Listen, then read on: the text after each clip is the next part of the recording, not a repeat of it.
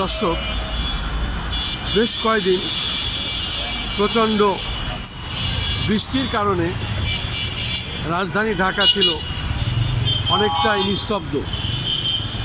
আমরা আজকে এই ব্যস্ততম রাজধানী ঢাকার পুরানা পল্টন মোড় এলাকায় দেখতে পাচ্ছি এই রাত 10টার দিকে, যেহেতু এখানে কোনো বৃষ্টি আর হচ্ছে না এবং এই এলাকায় আবার মানুষের চাঞ্চল্য ফিরে এসেছে। আমরা দেখতে পাচ্ছি প্রত্যেক মানুষই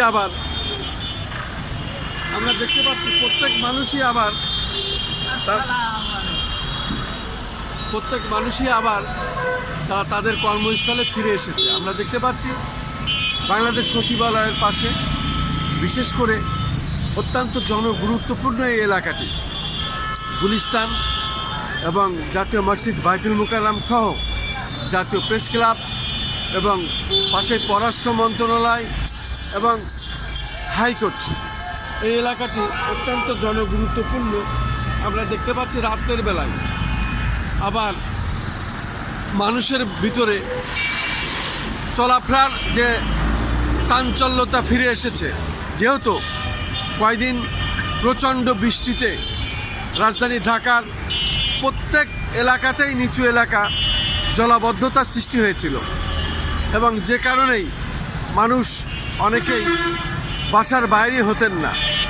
ঠিক তেমনই আমি দেখতে পাচ্ছি আজ দুপুর পর থেকেই এক পশলা রোদ্দুর ওঠে এবং সেই সাথে সারাদিনই প্রায় বৃষ্টি বন্ধ থাকে, যে কারণে আমরা রাজধানী ঢাকায় দেখতে পাচ্ছি মানুষের চলাফেরা এবং চাঞ্চল্য ফিরে এসেছে।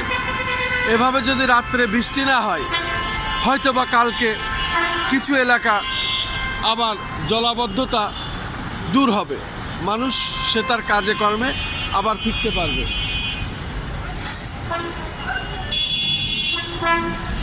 রাজধানী ঢাকায় কয়দিন ঘন বৃষ্টিতে বিভিন্ন এলাকায় জলাবদ্ধতার সৃষ্টি হয়েছে। আজকে সারাদিন বলা যায় যে অনেকটাই ভালো। এবং আপনি কোন এলাকা থেকে আসছেন? এখন রাত্র 10টা, কি অবস্থা রাজধানী ঢাকার পরিবেশ যদি একটু বলতেন? আপনি কোন এলাকায় থাকেন, কি অবস্থা, পানি নিষ্কাশনের ব্যবস্থা কি? আমি সানারপাড় থাকি, ড্যামরা মধ্য সানারপাড় বসবাস করি। ওখান থেকে এসেছি। সকালে কিছু বৃষ্টি ছিল, তখন বৃষ্টি অবস্থায় আসছি। এরপরে আসার পরে দুপুরের পর থেকে বৃষ্টি কমে গেছে, পানি কমে গেছে, রাজধানী মানুষ সচল হয়ে গেছে। আল্লাহ রহমতে আজকে যদি বৃষ্টি না হয় তবে আগামী দিন আরও সচল হবে ঢাকা মহানগর।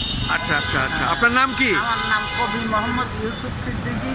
আমি ইসলামী ঐক্য আন্দোলনের কেন্দ্রীয় দপ্তর সম্পাদক, জাতীয় ইমাম সমিতির কেন্দ্রীয় সাংগঠনিক সম্পাদক, ইবতেদায়ী মাদ্রাসা শিক্ষক সমিতির সহসভাপতি এবং আমি আল হেলাল শিল্পীর সভাপতি।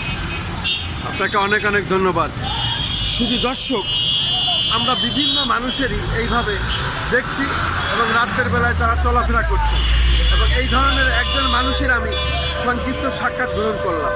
মূলত রাজধানী ঢাকা ব্যস্ততম একটি শহর, এখানে প্রচণ্ড মানুষের সবসময় কাজে ব্যস্ত থাকতে দেখা যায় এবং পরিবহনগুলো চলে, যানগুলো চলে। আর রাজধানী ঢাকা সাধারণত দিন রাত 24 ঘন্টায় এইভাবে কাজে ব্যস্ত থাকে মানুষ। ঠিক সেই মুহূর্তটার চিত্র আমি এখন দেখে যাচ্ছি। বিশেষ করে রাজধানী ঢাকার পুরানা পল্টন মোড় এলাকাতে আমি দেখে যাচ্ছি। আজকে সাধারণ মানুষের ভিতরে আবার চাঞ্চল্য ফিরে এসেছে এবং সমস্ত পরিবহন চলছে। আমরা চাই আল্লাহ যাতে রহমত করেন, আর যেন রাত্রে বৃষ্টি না হয়। এই বন্যা কবলিত যে এলাকা, বিশেষ করে চট্টগ্রাম, সিলেট এবং সারা দেশের যে এলাকায় বন্যা হচ্ছে, মানুষের হেফাজত করুন মহান আল্লাহ। আপনাদের কাছে আমাদের মানুষ আমরা এই দাবি করি যেন সারা মানুষ শান্তি পাক এবং তারা এবং হেফাজত করুন মহান আল্লাহ।